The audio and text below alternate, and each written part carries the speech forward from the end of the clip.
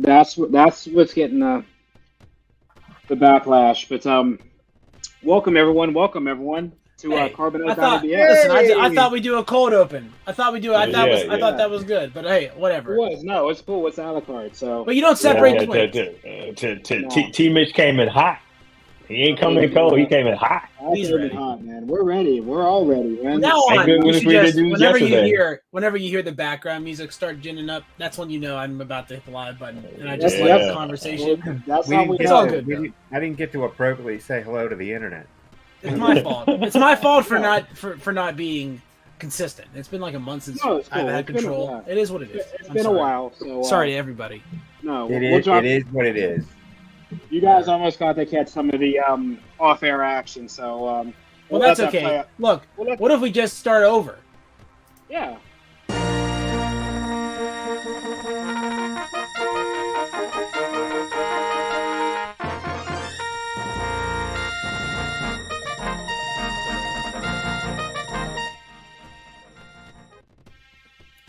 There we go. There we go. Hey! There we go. Wonder, That wonder that live feels TV. so much better now. I mean, it's just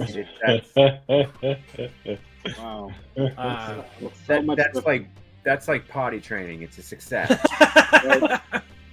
It is. I don't know if Yeah, that's a when it gets success or not done. yet. and just like potty training, it's not a one directional trip. There's a lot of side No, it's a trips. 2. It's a number 2. Definitely is, right? Yeah, it's a 1+1. Definitely. It's a 1+1. Number That 2. was Get good. it? That was good. That was good. Yeah. That was good. Oh man. Yeah, man. Is that a number 2 on your shirt, Ken? The power of 2. The power of Is that 9. Yeah, no, I think he has number 3. Is that number 3 or number 2 on your shirt, Ken? I got a 2. Look Number at that. 2. See, There you go. he was already. He was already. Ken was ready with the number 2 shirt on for you. So, hopefully, I was hoping this was episode number 2, but we'll dive into that. It's episode 3. Very, very, very contentious episode.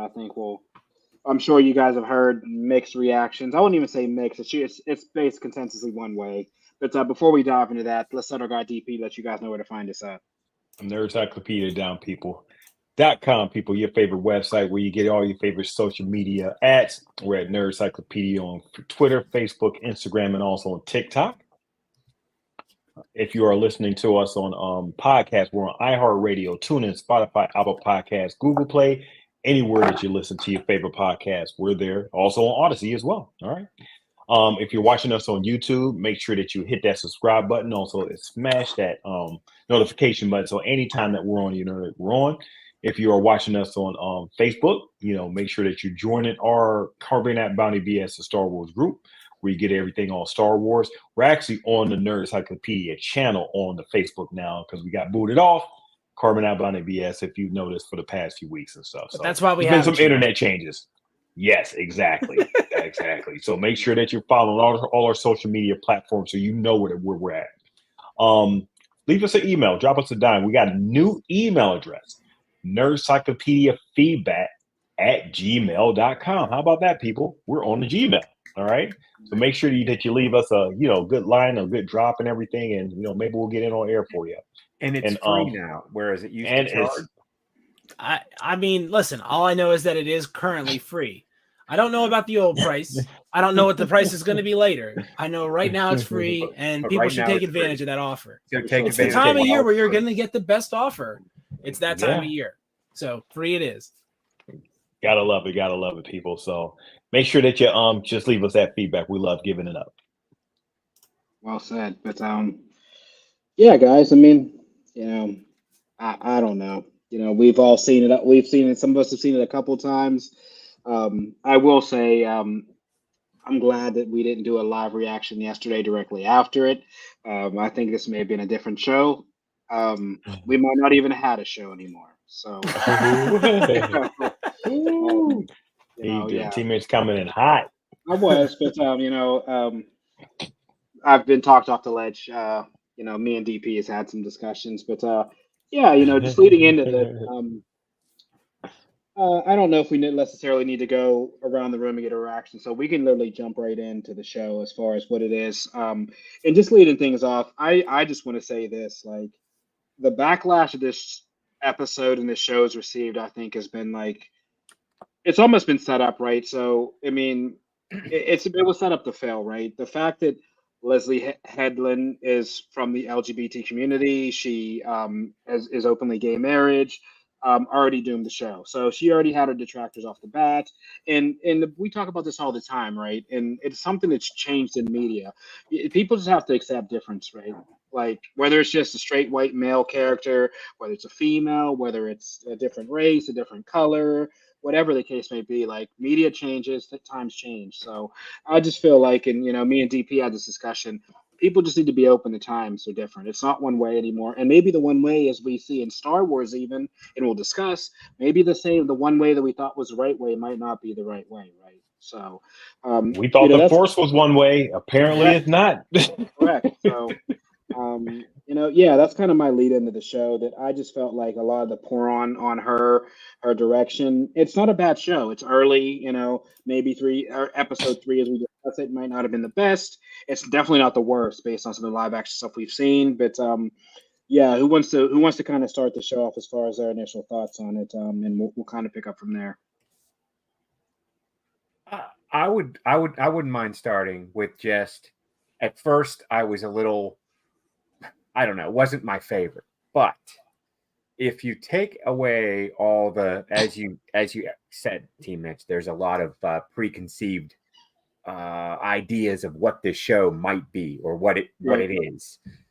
Let's take all that away. Let's just boil it down to a Star Wars story, and Correct. Let's see what we got. Now, I watched this evening. I watched all 3 again as one thing. I watched all the episodes together, and that it seemed to make a little better gel for me, because what I wanted to see during episode 1 was backstory. Well, I got the backstory. Like, I got it. They explained it very eloquently.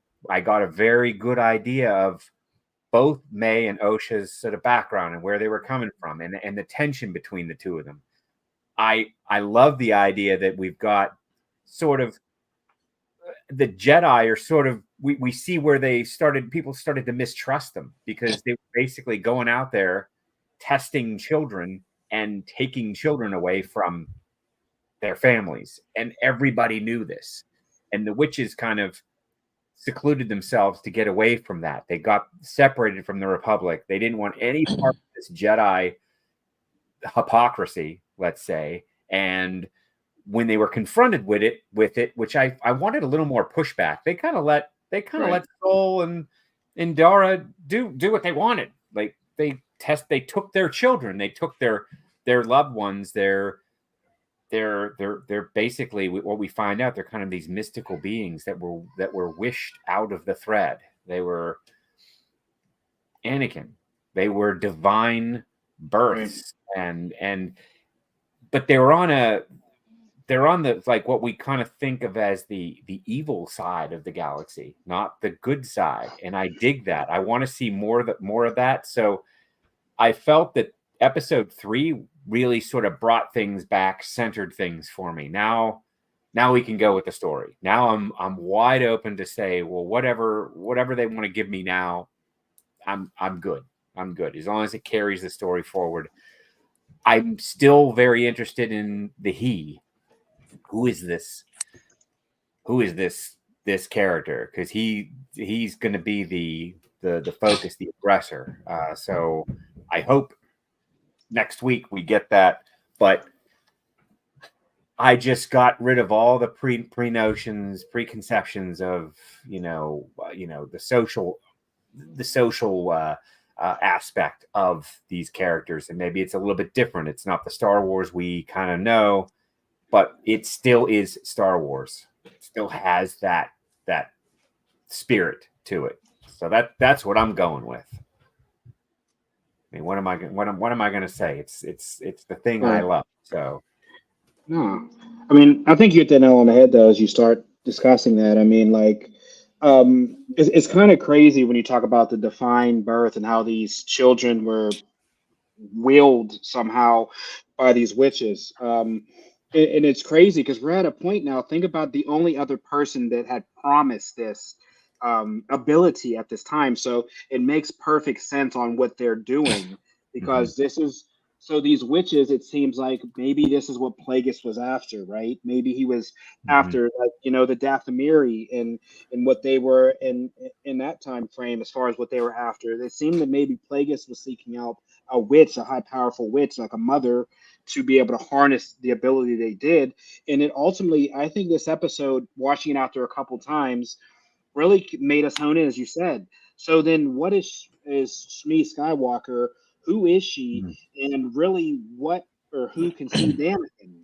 Because this, Mm. what you know what I mean? That really brings that whole the Skywalker saga. Was she affected by it? Was a witch cast on her? What Hmm. it really puts that question as to if she wasn't a witch, who had then put a spell or who had put the ability to have that being in her womb. Because now that we know the witches not only can create life, but they can create force sensitive life, then it makes sense that somebody or some being had to, and because Shmi was just a slave at that point. So she had to be in some interaction to be able to have this happen out of, the affinity of the air. So I thought that was a really cool part of the episode. But no, it wasn't the worst episode. I mean, I'm pretty sure Boba Fett had a couple ones that were like, No Power Rangers in this one, yeah, right? right. Oh Come on, man, yeah, I you prefer know, the right. witches to the Power Rangers. If you made me correct. pick, I would pick Yeah. the Yeah. ladies Yeah. from tonight, who were very interesting. In fact, I thought the way they kind of showed their tenets and the way that there was little unsettling things like why are we the only children and they're looking at each other. I would if you put me in exactly the position of those kids and all those ladies were chanting exactly like that, I would be almost certain something terrifying was about to happen to me, right? Like the way that they went minor on of the many, like that's Yeah. an ominous key change right there at the Yeah. end. Right. So I think it's designed to be. You're supposed to think it's dark, and yes, that allusion to Darth Plagueis, right? He could create life, like that whole thing is Yeah. so super duper interesting. But I have to believe there's some sort of weird blood magic involved with all of this, and they're at that statement, hey, are you going to tell the Jedi how they got here? You're going to Right. say Yeah. how you That's what I created was them. like. Yeah. That was like the cliffhanger that they left us on. And I was Yeah. like, oh, It's like if you sell a lot of drugs and you got to tell try to explain to the government how you got all this money. And you yeah, can't right. say I sold a bunch of heroin, right? Like just like that. You can't do that with blood homunculus children, right? You can't do that. I think they left a lot of mystery though in this event. And that to me, because I thought if you're going to make this the third episode rather than the first, because this is the earliest event depicted in the timeline of Star Wars in any media. This Mm-hmm. is it. And it's the third episode of this series. And I have to ask myself, my qualms with this are why is it structured this way? And maybe I Yeah. just Oh, wanted yeah, to be at the beginning. you, Just you, you, show you, me this. and I was actually, I'm in a group, quoting this, or not quoting, but making that same point on social media. I'm like, it's sort of odd that after two episodes, we haven't even really got to spend time, a lot of time with our leads and everything. And then we're hit with this episode, flashback and everything. And I thought it was okay. I thought it was an all right episode. I liked it and everything, but I thought it could have been done later in the series or whatever, like, fifth or sixth episode. Then we do like the flashback. Here we're getting it like, even though we got like a 2 episode premiere, to me that was really like one whole movie or whatever. And then we Yeah. got a flashback. Mhm. And it was a whole, not just like a 10-minute flashback. It was a whole episode flashback. So we don't even see any of our leads except for if you want to count Carrie Ann Moss, who made it back for that. So I thought it was a weird way to position the episode in the series as well. Yeah, you could try and watch it in maybe whatever order you want, which is interesting. Like it wouldn't throw off you enjoying the story. I mean, you could watch episode 3 first if you wanted, and then 1 and 2. It would still make sense. Right. But yeah, like why did they do that here? Or why was it even, could they have done it in half the time? I mean, could That's they what I have? was thinking. I thought that episode, if they would have did maybe 15, 20 minutes and then did a flash forward to kind of just keep the story progressing, because this Yeah, literally yeah, halts us for a week of where we were, which is like, Yeah. the standoff between, so now think about it for like the casual who's not as maybe enthralled in this and really encapsulated into it. Like you kind of lost the story. That's what you've Mhm. done a whole week. yeah. You skid it to like a halt. You put some Correct. brakes on it. Right. You're right. So, Yeah. so now you. In the only beef that I have, right, May destroyed this entire temple and murdered everybody with this little oil lamp. Like, are these witches that, I mean, didn't they see this? Didn't they have some pre-notion that this was happening? Or was there something they could have done? I mean, they literally got murdered by rocks falling on them. It just seemed real. That whole scene where this big scene where we had this idea that May killed everybody, right? That's what we knew. But really, all she did was set fire to a doorway, and then all of a sudden, this whole temple's coming down, and everybody's dead. Like it happened in like 20 seconds. Right. Like I wanted to either see the destruction or know why all that happened. Why were these witches like taken like by surprise like that? I think what they want to imply, and this is why I like this device, because they don't answer the question of what actually happened here. And so in my mind, if this is the first episode, and that's the mystery of the central mystery of the series is going to be that it sets that up for the rest of the series. You don't want to answer that until season 2 or like the end of season 1. I'm fine with that. But structuring it like this in 3, it being where it is proffers an explanation. That's the check is written that they're going to tell you what happened. And by not showing that scene, it bounces a little bit, right? So you have to decide for yourself. Do you accept the Jedi version of events, which is that May did all this? And certainly the cut that we're shown shows that she at least tried to definitely kill her sister, right? Right. For whatever reason, under whatever influence from the Force, and any, and she's like 9 or 8 or whatever. Like all those reasons are why we shouldn't think she'll be, she's not evil, right? But she does this thing. And then we're shown what seems like a causal series of events from Osha's perspective, where there's an accident or something, and she has to assess the damage from this accident in the workplace, which makes sense because her name's Osha, right? Right. Absolutely. Osha would be all over that. But she cuts there at the end. All she can see is what happened. So if you told me that, hey, May channeled the power of all the witches forever and did something to force the hand of the Jedi to kill everybody or something like that, I believe that. If you said it was just May, I believe that. If you said the Jedi just got a little itchy, a little saber itchy, I don't know that I believe that right off the bat, but I believe it if somebody attacked them and they just killed everybody. That would make sense to me too, because they're there to be the arm of the state. So you agree with me that something more happened here. It just wasn't this. They're implying that by not spelling out what happened, they're implying that it matters that there is not a singular narrative here. Because if they were to just show you, then what would matter is the character's perception being different from reality, and that skew, right? Because you'd be able to compare what actually happened versus their perception. But here, all we have to go on is May thinks these Jedi, definitely deserve a death sentence, and maybe they do, right? Because there's information that indicates that there's guilt about what happened there, or we have to assume that May did all this, and Soul wasn't lying, because he doesn't seem like a liar. And they're not giving us information that indicates that we shouldn't trust the things he says and what he does. So do you think we're going to get another story with just a different perspective of the same event? Hopefully not like a whole episode. No, from I don't think we Torbin's need that. View, Torbin's like, he's the one that regretted everything. He said his last words were, "We thought we were doing the right thing." What was that? I mean, taking 2 children away from their family is pretty bad, but it's not suicide level bad, right? Yeah. I mean, I don't know. Like, think about it like that. Think about it about your kids, man. Like, what if, and because this is these guys are the government coming in and taking your kids. And that's literally what happens here. They say we're here from the government and we're taking your kids, right? just like the Empire. They literally say that. So it's not like some thin allegory here. They're actually saying this is what happened. How would any of us react to that? I mean, I know I would not simply be like, take my daughter and that's fine with me. I wouldn't do that.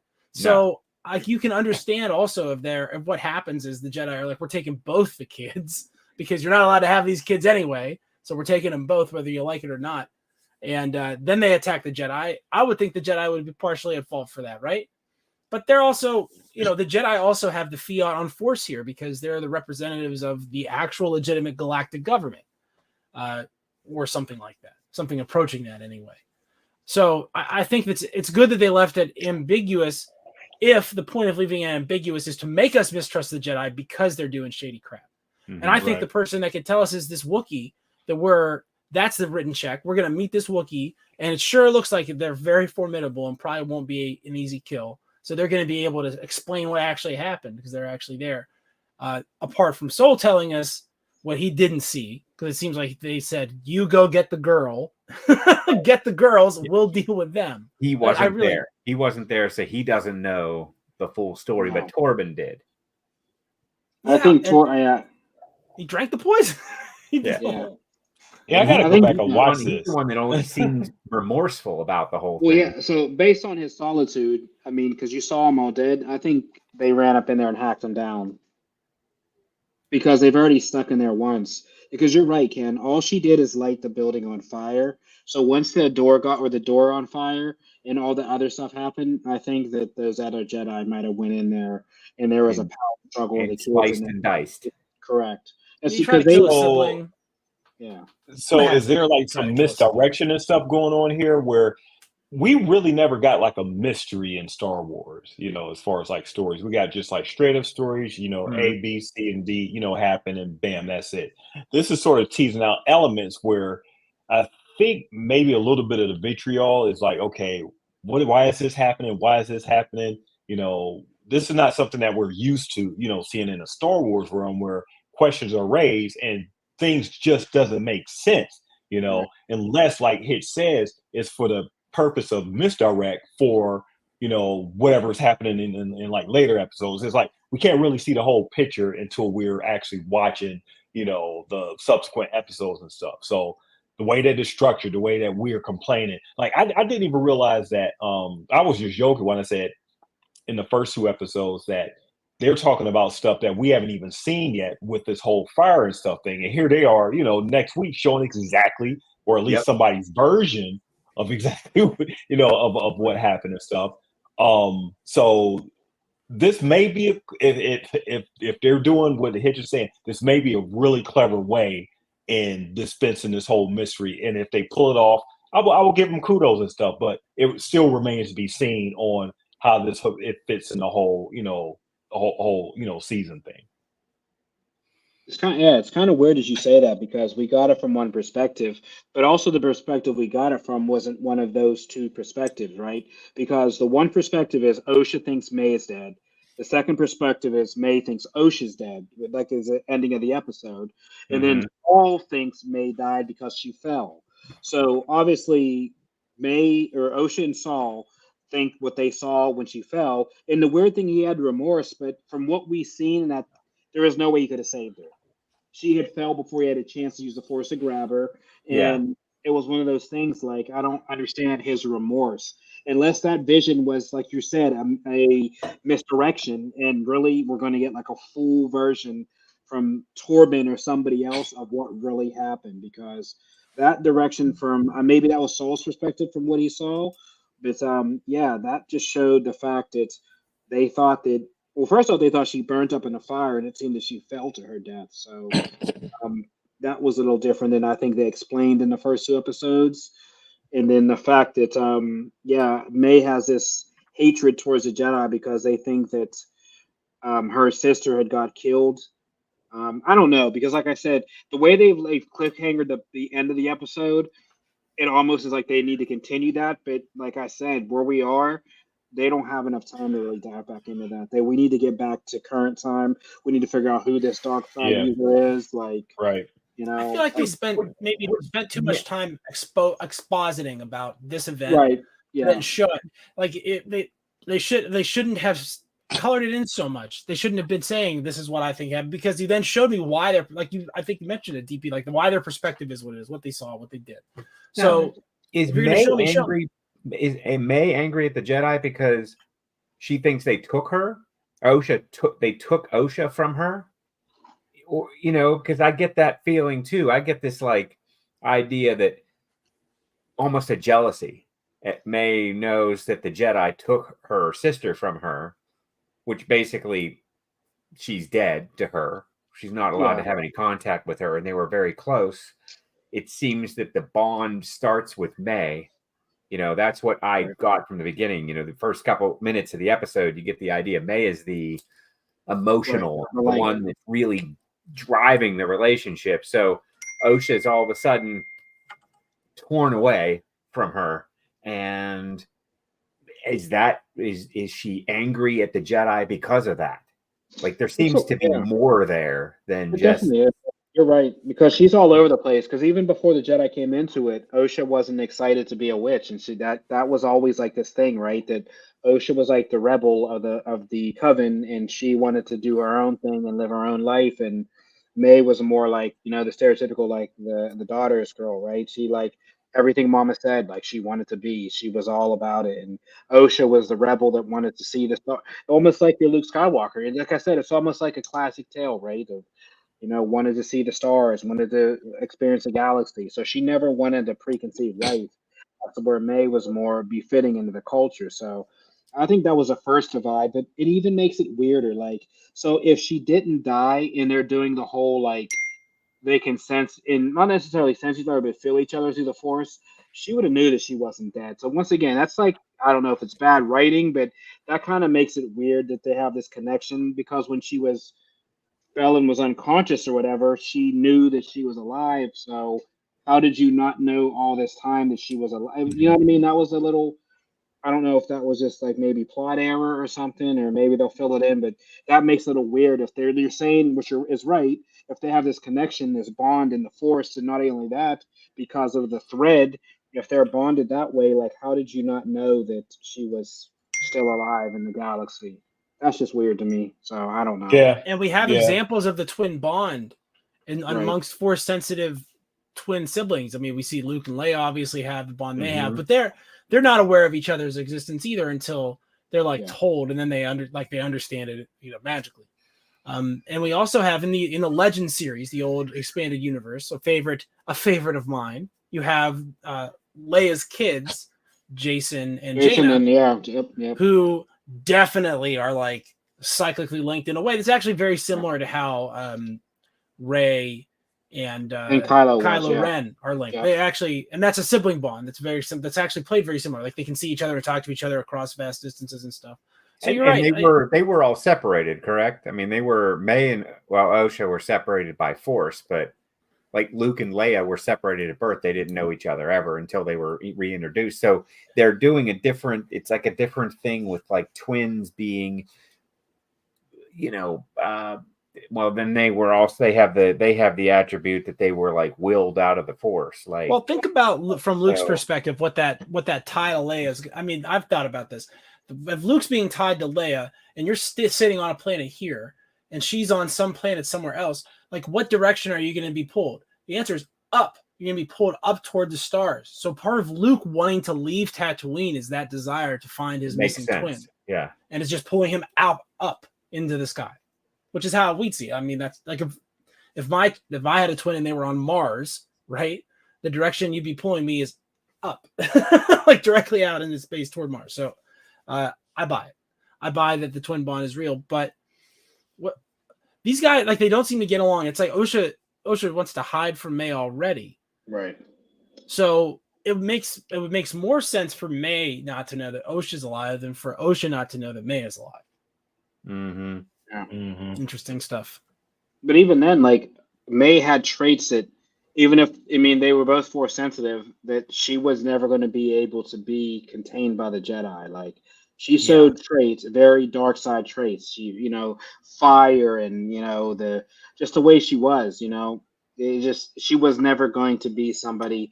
And what was going to happen to May? she would have been one of the kids who got exiled out of the temple, which was then would have been the perfect advocate for being, a dark side user, a Sith, because she was just somebody that would never, confine to the rules of the Jedi. Some kids, you hope they don't get, big early. They just can't handle all that power. They want to control everybody else. And I think that, the Jedi obviously the Jedi have to have something in place to prevent those people from obtaining Force training, because it would be very dangerous for someone that has pre-existing attachment issues and has pre-existing drive for vengeance to obtain Force training from anybody. So dangerous that they could be trained to kill actual Jedi that are, Jedi Master indeed. So, I think that's interesting.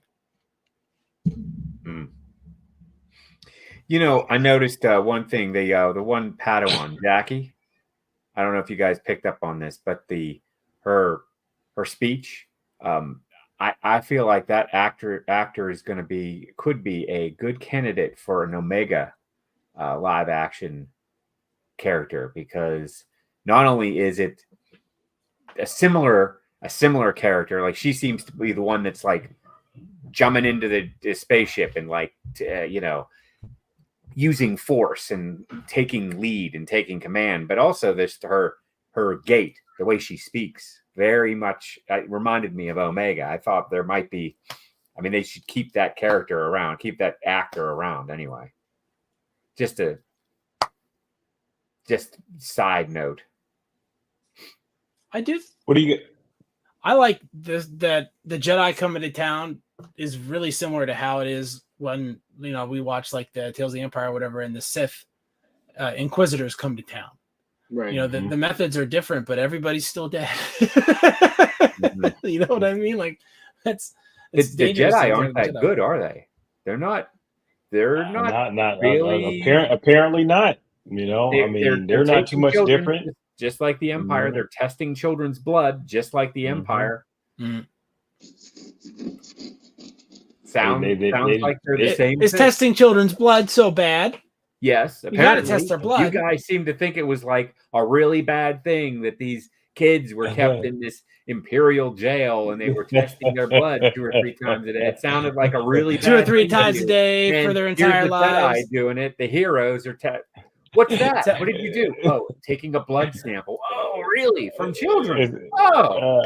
It's not that bad, huh? Oh, it's not that bad. Jedi are doing Ken, good is a matter of perspective. Remember that. Yeah. Yeah. So is evil, by the way.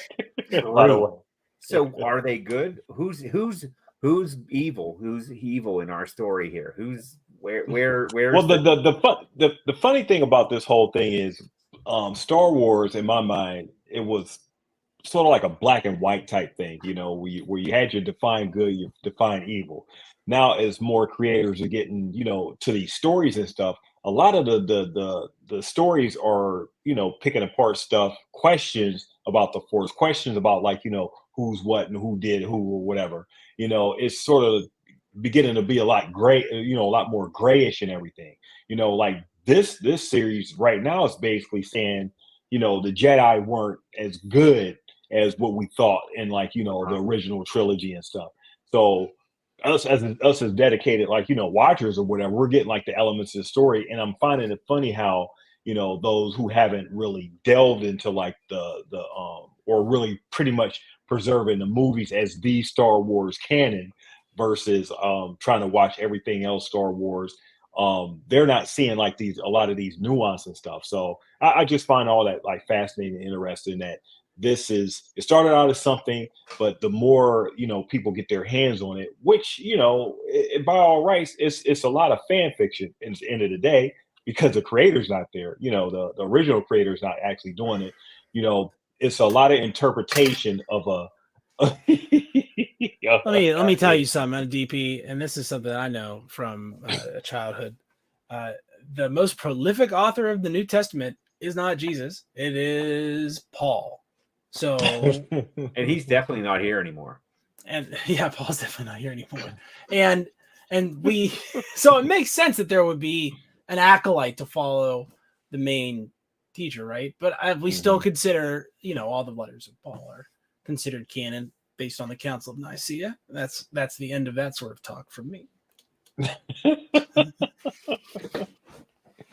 It makes sense. You got to pass it on. You can't. And that too is open to interpretation, and it can be changed at the drop of a hat. And are people going to accept it? Maybe half of them will. Maybe half of them won't. Well, there's probably something, and that's where we're at right now, Ken. Right. I mean, a lot of people are accepting. Okay, this is if it's in a Star Wars show, it's canon. It's Bible. This is it. But some are questioning the fact. Okay, well, why is it like this? I always thought it was like this. It's a lot of salt being put on. Stuff that when it's put out is supposed to be what is. You're pretty much presenting like a Bible out there, and then you got all this backlash. Like, okay, well, I don't really understand the Bible. Why is this new stuff coming up in the Bible now? Why is all of a sudden there's a King James? Do we need a New Testament? We already have one testament. We have an old one. Do we need a new one? Why is King James writing all this stuff now? I mean, like, what's up with all this? This new stuff. Well, it's interesting to be a part of a fandom that, I'm not older than Star Wars itself, so for me, the fandom was pre-existing when I arrived to it, and certainly based on the amount of money involved and the momentum involved in the culture of Star Wars, I suspect that it will likely outlive me. Right, it will likely go on institutionally far longer than me. So it's interesting to see yourself in a fandom where it pre-exists you, and it's going to be long after you. So I know I talk a lot about comparing it to religion, and I kind of make half serious comparisons sometimes. But I think it's interesting to see how, like, in 50 years, there will be something. There are going to be aspects of Star Wars that are more bedrock than the things we're talking about now that have not been introduced in any way yet whatsoever. So, like, there will be some, like May the 4th, for instance, is a good example of this, right? Because it's definitely not something that, to my mind, was big deal until about maybe 10 years ago at the beginning, right? I can't imagine it. I can't remember it from when I was younger and I was very into Star Wars. And I feel like that's the sort of thing where I would have, in my 20s, gotten hammered on May the 4th and watched all the Star Wars movies. I just would have done that when I was younger. Right. So I don't think it was around, and it's new. And now I feel like there's a lot of emphasis on it for, like, media releases. There's a lot of informational stuff about it. And every year they're releasing stuff on it. So the excitement for that date has increased and increased. And now people talk about it that aren't involved in the Star Wars fandom community at all. I think the Pirates play a Star Wars game on May the 4th. They were talking about it on my work, and those guys, I will tell you, they don't care about Star Wars. They tell me all the time they don't care. It's real close. Would you say it's real close to becoming like a holiday, like a national holiday where, people would take the day off? I think if you told me that in 20 years there would be May the 4th sales at like Target, or something like that, like President's Day, because President's Day is whatever. It's a day off, and it should be the day after the Super Bowl. That's my campaign promise. I think someone said that this year, but that's my campaign promise, is that if I'm elected president, we will make the day after the Super Bowl President's Day on me. And everyone drop work. Nobody go to work. To Steel City's point, I mean, 20 years from now, I mean, that could be a possibility, Ken. So these things are supposed to. Star Wars fans just take off. They're supposed to evolve, and for you to think that that it should stay static when the tapestry of the people who are supporting this media changes every day. There's people coming in and people going out, and that means that the audience is constantly changing, and so are their sensibilities. And two, the world is changing. It means the world is changing. The world is changing, and you can't own Star Wars forever. It's not, you can't dictate the future of this media forever for yourself, because you're only a piece of the tapestry of Star Wars fandom. And that you're not going to be, like, they're not going to bury Star Wars with any of us, right? Like, sure. I mean, they could literally bury me with these VHSs, and they will. Because you'll be watching them as you die. Right. So. Well, how else am I going to go out? plus, I figure the coffin will look hilarious with the enormous tube TV / VCR player I'll have to use. I also figure there'll be a power pack. Just in case you wake up forever. Just in case you wake up, you want to watch Star Wars until they can like unbury you, right? Yeah, I need two things in my coffin. One of those bells that I can pull in case I'm not actually dead. With a string through the lid. And two is all the Star Wars movies, just on a, but I'm assuming it's a hard drive by then. Well, you got to appreciate the fact this is really a living, breathing universe where anybody can just come in and put their 2 cents in and be up out and actually make that canon. I mean, so to sort of like be blessed to be in the Star Wars realm to create a specific story, that your corner of the universe and everything. This is a living, breathing, ongoing universe that will definitely outlive us. 20, 50 years from now, if it lasts that long or whatever. But it's definitely going to evolve. It's definitely going to have many changes, all to the fact that all of it is going to be canon, until they decide at some point, until the big guy, Mickey Mouse guy decides, okay, they're going to get rid of all that stuff and start all over, like they did. They'll have to when they do full immersion VR. They're going to have to do that for the media because no one's going to want to watch old 2D movies. I mean, are you going to want to watch 2D movies when you can do the original trilogy in some new format? I mean, would they call that like a reboot? Like they're just going to redo the original trilogy, like just with new actors, new sets, new. Why wouldn't they let you? I mean, there should be eventually there will be a thing where it's like you are now Han Solo, and you can do all the stuff he does in the movies. Like you can do that, get in this whole ship. Choose not to do that stuff. Whatever. A question I have, T. Mitch. I know a lot of this stuff you hold near and dear. You hold it as like, okay, this is it, and a lot of questions come when they do make these changes and stuff. How do you feel when stuff like this happens and you're holding on to the fact that, okay, this is it. I don't want it to be anything else. You have your own head canon on how things should go, but yet and still things do evolve, things do change and stuff. Like how are you feeling about those aspects? I mean, it took me a while to let go kind of what I felt Star Wars was, because it's everybody, like we talked about when we started the show.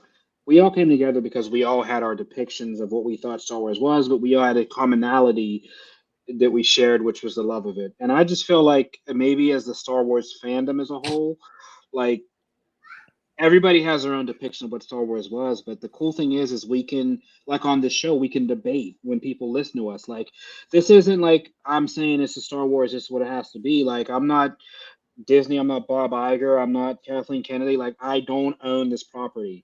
So as much as I can tell somebody what I feel Star Wars is, that's just my opinion. Just like everybody has an opinion, right to their own opinion, right?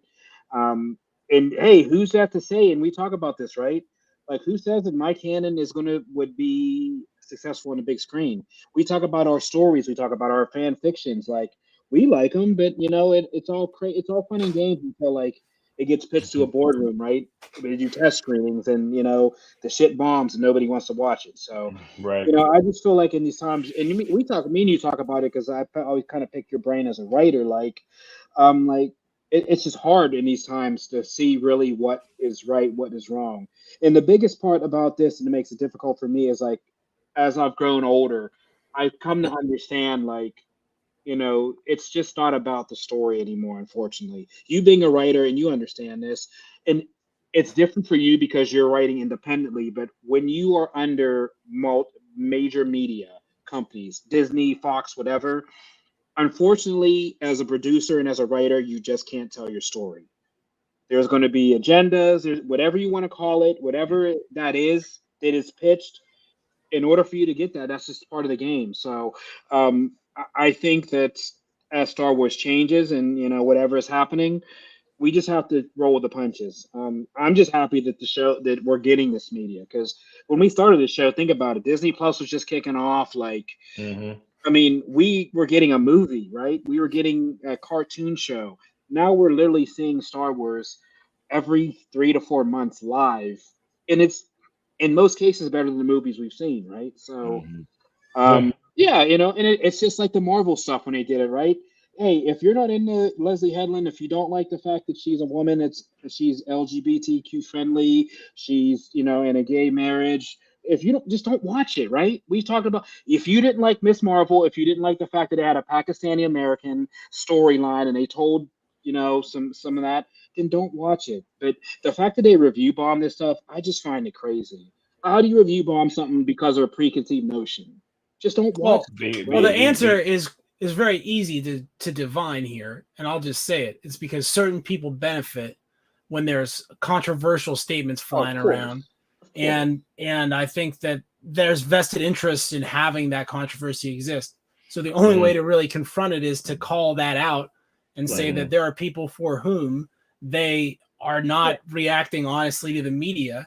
Because the idea that you would watch this episode and be like, I don't get why they were all chicks. Like, you know what I mean? Like, that doesn't make any sense. Exactly. Like, you know what I mean? It's a covenant of butcher. Like, Some people literally, watch it explain because it. of the controversy. Is that what you're saying? Like, if you course. hear, like, if I hear, oh wow, there's this show, I never saw Star Wars before ever, but hey, there's this show on Disney and it's causing all this upheaval because there's a lesbian couple with 2 children.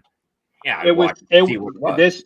This show was doomed when they said Leslie Headland wrote it because everybody went on the internet, figured out who she was, and there's a preconceived notion about who she was. Not that she was a writer, not that she was given a chance, but because of who she was, it was an issue. And what makes the whole thing just so disingenuous, because it's just society that we live in, is the money that's being made off the fact of you could create narratives just like that, just by knowing like the background of a person or whatever.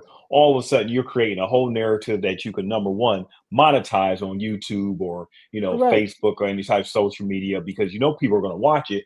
People are attracted to like negative stuff anyway, controversy, conspiracies and stuff. Stuff that they can. What they call confirmation bias and everything. You already have your preconceived notions. So let's go watch a channel that reinforces that and then show an ad that's a, targeted, what I want to say, coffee ad or something like that in the middle of like the whole thing, just so they could get, monetize and, make money off that. So the whole thing is bull crap. It's bullshit if you want to call it that, disingenuous. And not really focusing, and it's putting a distraction on what you really should be focusing at the end of the day is this a good story? Is this a good episode? Was this a good episode in a whole aspect of what we've been watching so far? And like T-Mitch said in the beginning, it's been mixed reaction so far. So I liked it. Maybe some of you guys, has varying degrees of where it stood at that. But for the most part, this is just the state of what the union is. It is. I mean, and we talked about it. Like, I don't think anybody has had a flawless run other than Andor. Like, so it was bad. And even in that, people say, okay, well, it started off too slow. I couldn't even get into it. You're never going to please everybody. No, you're not going to. Yeah, right. You can't make everybody happy. But you know what? It's not even that. Like, I didn't even know anything. Like, I don't care who wrote something. Like, that's not even on my radar. I mean, I might look at who did the voice for this or who was this actor. But as far as the production staff, they're very small. I mean, they are integral, but they're kind of a small part of the whole thing. And I think as far as the direction, I mean, the writer, I don't know who the writers are on any of the episodes because they're the ones that really, like, DP, you write the stories, what it is. You're the one that puts you put the heart into it. Everybody else just kind of sends it along its way. So I personally don't know anything really about this, and that's the best thing about you as a fan is because you're taking the media in its purest form. You're taking it as it's being given to you without any preconceived notions, which is really how it's supposed to be. Me and T Mitch and sometimes Hitch and stuff, we look at a lot of the background and all that stuff. And maybe sometimes that influences our viewing of the perspective of the product and stuff, but you're taking it at its purest form. as is it good to you or not? Right. Am I getting it? Am I buying the product as it is, or do I need to be sold? And maybe if I'm not, maybe I do need to know a little bit about the director. Maybe I do need to know a little bit about the writers, the production, who the producers are. Music, it is a lot for me. Like if something has a great background track, I'm all in, because that drives, especially with Star Wars. I mean, the music, if you take the music away from any of the Star Wars movies, shows, the bottom falls out as far as I'm concerned. I mean, then you just have people just walking around doing stuff. They're doing stuff over here, they're doing stuff over here, but that music score, and I think the music for this series is impactful. I think it hits. Yeah. I think it hits good marks through. It adds tension, and I think it kind of moves things along for me.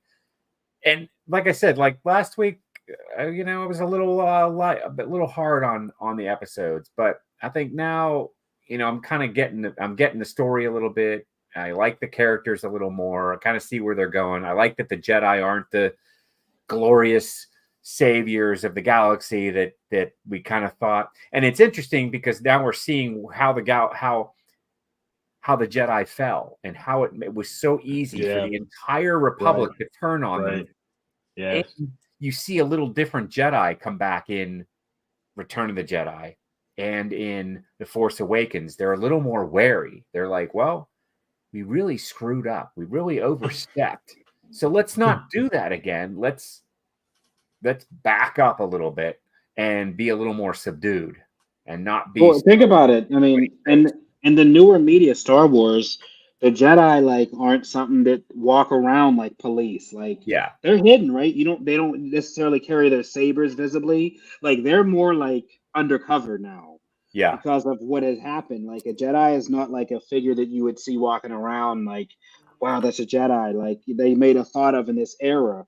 At the end of when we're talking even in the Mandalorian verse, if you hear of a Jedi, it's like a wizard, literally. They don't exist until it's you a actually unicorn. Unicorn. Yeah, you're like, oh, that's what a Jedi is. They actually exist. It's kind of weird, but like I said, I don't know. I'm excited for this show. It's a shame that it's like I said, we talked about it, how these people have done this. And to be honest, Ken, I know you didn't see it, but when we talked about Star Wars Celebrations last year, that's when this all started. When they premiered this show and they brought Leslie Headland on stage, remember when they did the interviews? If you watched that, yeah, no, I didn't see it. Yeah, so she was one of the panelists when they were premiering and did the first trailer for it, and that's when it started. The people started to build up their case against. Did she mention that there, in the panel? What was that part of the? I'm one of the people because I'm in the people writers. I just Googled her, and then it just her bio just told what she is, and she's open. And like I said, she's done other projects, and she's an award-winning writer. So it's not like she's just somebody they plucked out of the air. I mean, she's. I think she did that show Russian Dolls or whatever. Yeah. That's her. She's Russian Doll. That's a good show. Mm-hmm. Yeah. So it's a complicated show with a lot of different timelines and time travel in it, actually. So yeah. So she's Charlie Barnett. Okay. Now I'm seeing. Okay. Duh. Right. So yeah, this isn't her first go round. So it's when you get these people that like I said, and maybe they felt that this is more of a closed shop, but hey, I mean it's open for everybody, and I think we've had everybody direct an episode at some point. Some people feel like they have a right to control whose perspectives are legitimate. Exactly. And they don't, and they can't ever, but they feel like they do, or they figured out a way to benefit from the morons that think that they should by, as DP said, putting a targeted coffee ad in the middle of a tirade about something that is just, of course, of course, has nothing to do with coffee. Nothing to do with coffee. But it's even so crazy now that they do a targeted coffee ad on top of the infomercials they do when they're promoting a product, because they'll do their little ad for whatever the fuck, Manscaped or whatever, or whatever. You know what I mean? They're doing something, and then they'll do a We- targeted. You know, We I'm like doing hey, ads. We'll do ads. That not to say we won't do ads. available. We will Yeah, do we are ads. available. We want to make Yeah. sure everybody understands that for a very low we're price, open. Yeah, a very low We're price, open to we will do read ads. your ad, and we won't even But, be that sarcastic. But no, it's weird. And you know the crazier part we talked about, and people complaining about the whole women thing in the show, which we've never even mentioned. Like, I don't. How can you bitch when a witch is a female, a warlock is a male? So where would the male like? This isn't a story for warlock. Where would they fit in? They wouldn't because it's a witch story. So like, You're supposed to when you notice that there's see not any that, like, guys. you know what I You're mean? just Like- supposed to notice it. It's supposed to like if you take a group of 50 people and there are no men in it whatsoever, there's no way that came about because you just took a random sampling, right? That's just not the case. You selected this group to not have any men, and there should be a reason for that. You should be asking yourself, why is this the case? And I'll say this: a show like this that is diverse, both human ethnically, right, and human gender, and alien wise, right, makes it really, really, really, really striking that the Empire is all white dudes. It makes it striking, and it should be really like you should be like, whoa, it's all white guys on this deck. That's weird. Like And you they're should British. notice that too. They're All all these British white British. dudes, right? Well, they're All of them. England's getting a tax credit. You know what? Georgia lost it, PA lost it. Oh so, man. you know, Well, the 70s were tough. Were tough on the Yeah. old Empire, and so they were working over. Right. things. yeah. So But I think that people that want to discredit other people's viewpoints simply because of their origin are either grifters or, doing something, morally wrong just for the sake of being morally wrong. So you can tell me which is worse, but I don't particularly care for either. right. Yeah. Oh. So this the season has what, 8 episodes? Yeah, I believe so. So we already Oh, yeah. 3 So we're episodes at the- in, we're almost 3 always, in. We're at the almost So halfway there. There's 5 left.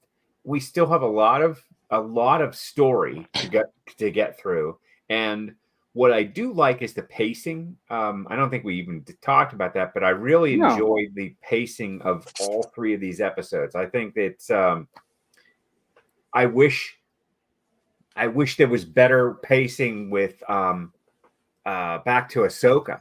I mean, some of the episodes seem too short, some seem kind of rushed along, and I think that this one has it right. I think there's enough.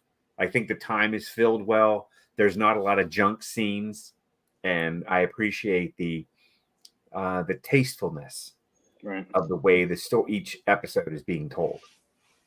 Don't want to be the bearer of bad news, but we all know that this episode 4 will be the shortest episode. Yeah. I think it's only 6 minutes, actually. So it's really going to be a real clunker. It's exactly as long as one of those Tartakovsky Clone Wars cartoons. Yeah, exactly. Yeah, this one was scheduled for around 32 minutes runtime, so not real short, but I mean it's short compared to 40, Short enough, 40 yeah. minutes. Yeah, so like I said, it's the halfway point. This is typically where we're at that, the top of the roller coaster hill, right? So I'm waiting to see. Somebody else has to die. We had 2 deaths. This is, I think, where we reach that climax to where we kind of figure out where the story goes from here. So interested to see kind of where this leads us. I mean, I think with this being, mid-season-ish finale, there's usually when we see around 4 or 5, there's always a big cliffhanger moment that leads us into that back half. So interested to see what happens. I mean, we've lost a lot already, a lot of deaths already. What can we see next? Will it be George's downfall? I don't know. He was in a lot of the press, so I want to see. We've seen some death. I want to see some life. I want to see like a new character. I want to see the guy with the red saber and the Kylo Ren helmet. Like I want to see who is that guy and why is he an amateur master? Because already May has already been ridiculed and called out because she's, clouded. Her judgment is clouded. You got to remember, she's a Padawan still to him. She doesn't have a lightsaber. The Sith are a for-profit enterprise. and the Jedi are a government agency, and they're run in very different ways. With the Sith, they want to give you as little as possible and keep as much for themselves. And with the Jedi, they'll act like their resources and time are never ending. They'll wait you out. Yeah. Anyway. This is going to be really interesting. This will be, I mean, this is the leading into the role of 2, right? Because at this time point, would this be Plagueis's first Padawan? And then his demise at the end of this would lead into somebody else before ultimately we see Palpatine. So it's very interesting of this kind of time frame of where this leads into when we see the final apprentice of his, which would be Palpatine. So I'm excited to see how this is laying out, and can't wait to discuss this again with everybody next week. So until next week, guys, this is the way. This is the way.